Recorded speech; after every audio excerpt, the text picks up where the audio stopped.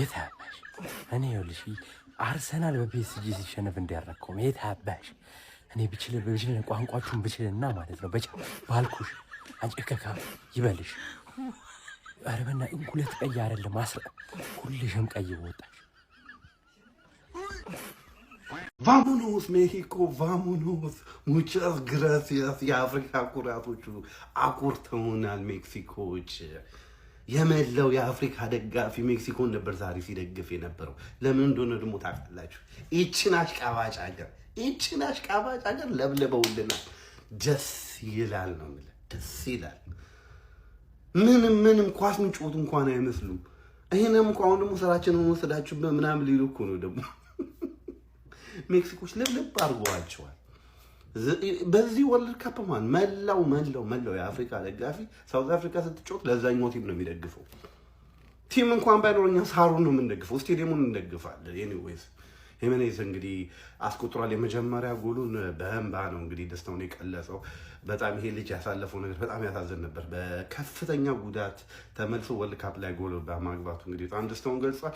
ደስ ይላል። ሌትስ ጎ ዋምኖስ ዋካ ብላችኋለሁ ብላችሁ የሚገርም ሄቷች ሜክሲኮ 2 ሳውዝ አፍሪካ 0 የሚያምር ጨዋታ የሚያምር ኢቬንት ፍሮም ኮካኮላ በጣም የሚገርም ጨዋታ 2 ቀይ 3 ቀይ ካርዶች ናቸው የተመለከትነው ጨዋታው ላይ እንደምታውቁት እና ሜክሲኮች ኢምፔካብል የሆነ ፐርፎርማንስ ኪኖኔስ የሚያቀቋል አልቃዲሳ ክርስቲያኑ እንደ ስንት ዓመታት ሲያዝግብኝ ነበር ይሶይ ስናገር ነበር እዛ ውጭ ብዬ ቀረቀረው ራሱ መጀመሪያ በረከው ከዛ ራውል ሜኔዝ ደገመው ለለባሩ ነበር የተጠናቀቀው።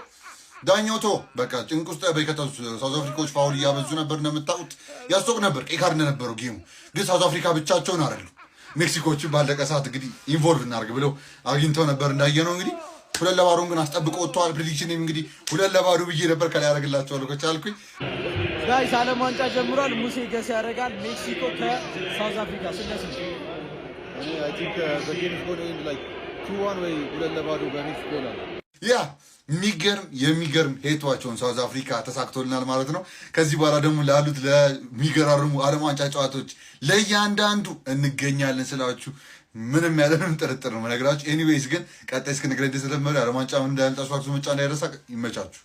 ጋይስ ትላንትና እናት ሀገር ሜክሲኮ እቺን ባንዳ የሆነች ሀገር 2-0 ስሟን ራሱ መጥራት አልፈልግም። እቺ መርዝ የሆነች ሀገር ማለት 2-0 ስጥት አለቀ። እኔ ደስ ብሎኛል። እርሶስ ደስ አላሉትም? በተለይ ለኢትዮጵያ መርዝ የሆነች ሀገር ማለት እቺ ሀገር ናት። እኔ ደስ ብሎኛል። ገና በየጨዋታው እቺ ባንዳ የሆነች ሀገር ላይ መቋጠር አስፈላጊ ነው። ቶሎ መሰናበት ያለባት ቶሎ ማለት ነው። ይመቻችሁ ጀማው። ይሄ ቪዲዮ ማለት ነው የይቅርታ ቪዲዮ ነው። ከዚህ በኋላ ደቡብ አፍሪካ ጨዋታ ሲኖራት የቋጠሮ ቀን ብለን ቪዲዮ መስራት ይኖርብናል። ተጫዋች በቀይ ወጥቶባት ነው። እነዚህ እጢዎች ለምን 11ዱም ተጫዋች በቀይ ሽብር አይሞትም? እንዴት እንዳስጠሉኝ ገብርኤልን የሆነ ጨዋታ ሰምታችኋል። ማንን ነው የምትደግፉት? ሜክሲኮ ለምን ደቡብ አፍሪካን ከደገፍን በእኛ ስራ ገባችሁ ሊሉ እንደሆነ የሚል ጭው ይላል። እንዴት እንዳስጠሉኝ ይበላቸው። ከጎሉ ቀይ ካርዱ የበዛበት ጨዋታ 2026 ወርልድ ካፕ ብለው ወርልድ ዋር 3 ቀይ ካርድ የኔ በመክፈቻ ጨዋታ እንደዚህ ቀይ ካርድ የበዛበት ጨዋታ አይቻላቅም እና ሜክሲኮ በሀገሯ 3.1 ከ2 ጎሏ ጋር አፈፍ አድርጋለች። አላስፈላጊ ታክል 90 ምናምንኛ ደቂቃ ላይ ማለት ምን እሺ 2 ተጫዋች ጎሎል 2-0 እየመራ ቀጣይ የምንድብ ጨዋታ ምናምን ላይ አታስብም? ኤኒዌይስ አንድ ቀይ ካርድ ወጥቶባት ሳውዝ አፍሪካ ለይቶላታል። ማንዬ ጎል የለም ሙከራው ላይ የለም ቀይ ካርድ አለ። በቃ ይሄ የኒኮላስ ጃክሰን ስብስብ የሆነ ቲም ማለት ነው። አዛ ኬሱስ ገብቷል። ካሁን ዳውን ቴብል ላይ ተቀምጧል። እኔ የአፍሪካ ቋጠሮ ይመስለኛል። እርሶስ ምን ይመስሎታል? ኤኒዌይስ አሁን ለሊት ለማየት ተዘጋጅታችኋል ወይ ነው? ወርልድ ካፕ ተዘጋጅተናል።